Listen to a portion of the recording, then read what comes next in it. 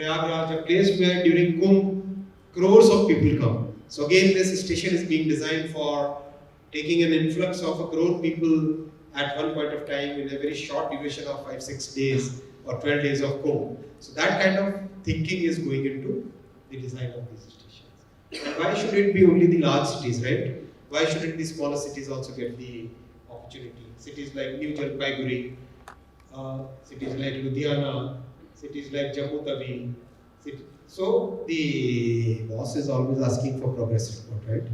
He is like every few days, come on. He's tough boss, real tough boss. If you've seen a tough boss, then you can imagine 10 degrees more than that, 10, order of 10 more than that. And that's what Modi ji is as a boss. So I have to give this report card every few days, every 15 days. These are the large stations.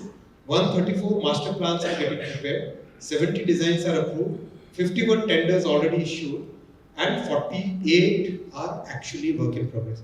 I didn't notice it is 48. Earlier, last time when I made this presentation, it was 44. So that means things are moving. So good. That's the future. That is. See, why so much emphasis on railways?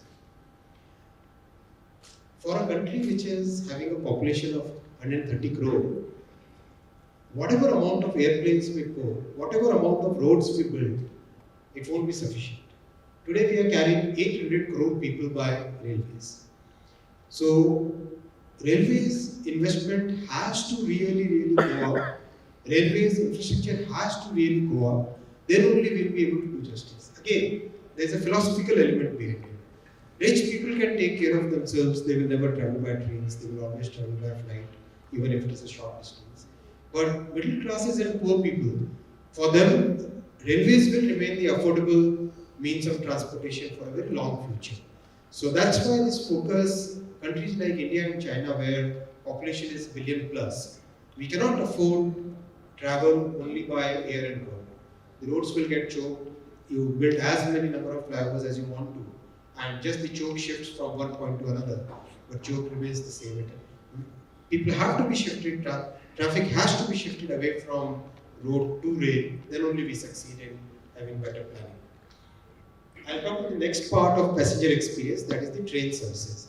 Now, in 2017, PM gave the target, we should have a world-class train.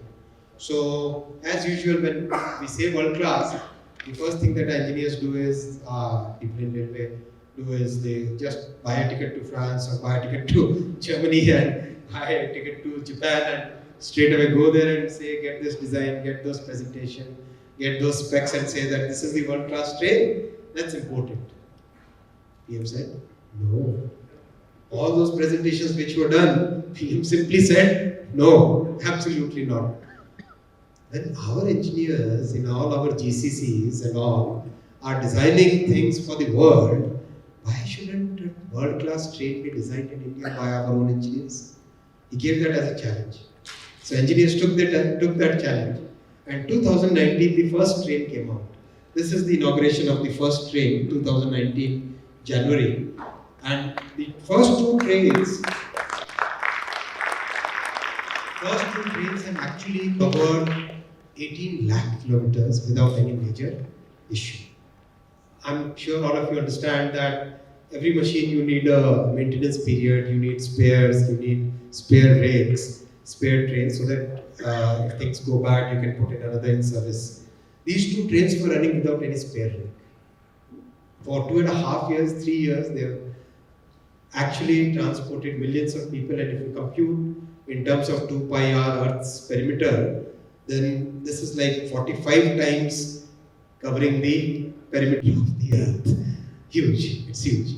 And because of its reliability, because of its design robustness, the whole world is taking notice of it.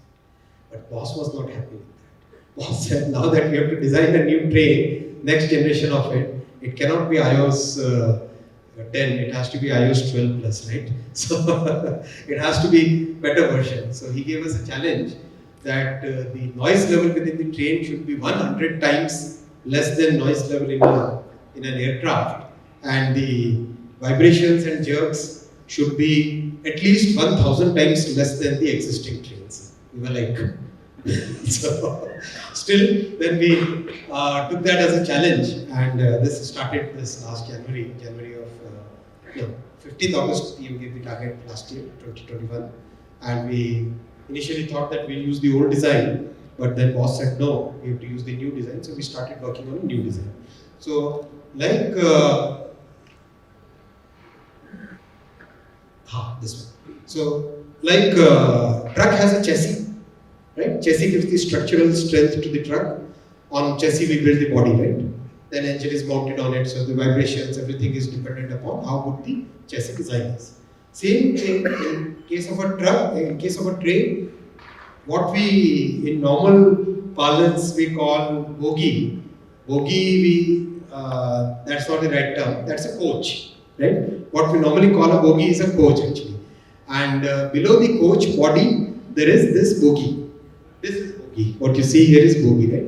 This bogie is a very complex machine, almost the size of this podium that we see here. It's a large machine, 18 elements in it, 18 different structural elements, and each element affects the movement of all 17 other elements. So the wheels are mounted on it, the gears are mounted on it, the brakes are mounted on it, the motor is mounted on it, then the air brakes are mounted on it. So we introduced air spring in it, and whenever we design a machine, we have tolerances in design, right?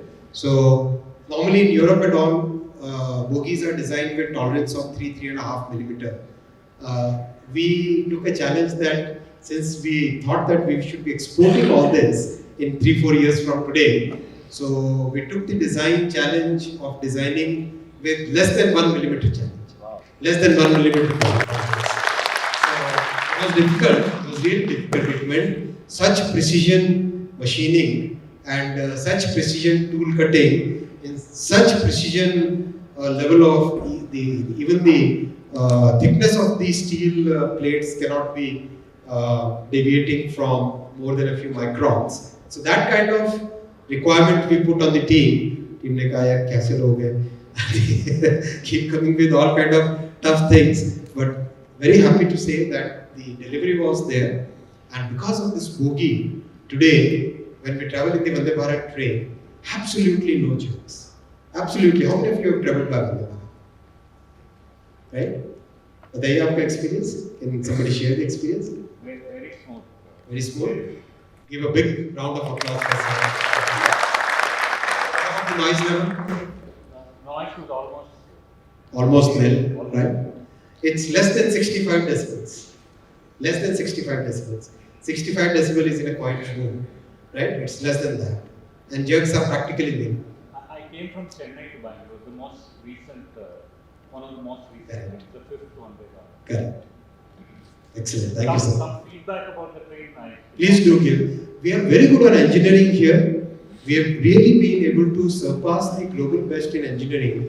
And now we are focusing on how to improve the furnishing and the finish of the most of the things which are basically cosmetic now.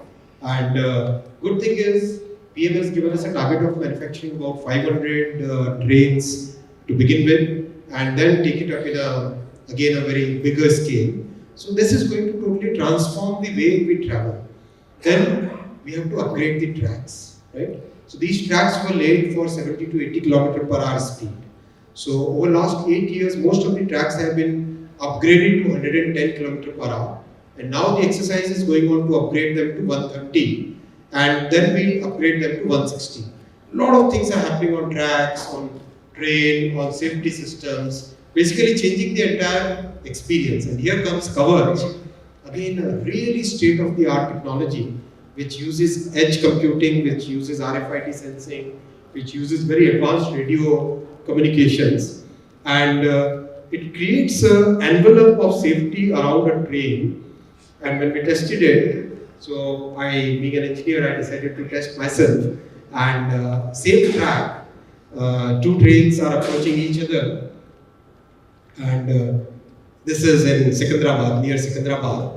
Same track, two trains are approaching each other at 100 km/h. One train I am sitting, other train the chairman of railway board is sitting. Right? I said that if we have to fail, then both of us go.